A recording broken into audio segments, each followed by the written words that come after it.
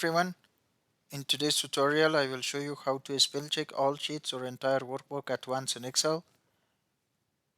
Please do as follows to spell check all sheets or entire workbook at once in Excel.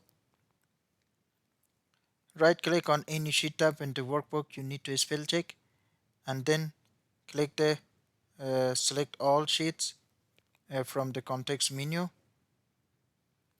Now all sheets in the current workbook are selected. Click the review tab. In the proofing group, click the spelling. In the popping up Microsoft Excel dialog box, click the Yes button. In the spelling dialog box, select the correct word in the suggestions list box and then click the uh, Change All button. You can also use the Change button.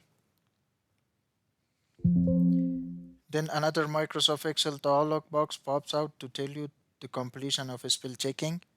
Please click the OK button and the spelling check has been applied to all sheets. Then right click the sheet tab and select ungroup sheets to cancel all sheets selecting.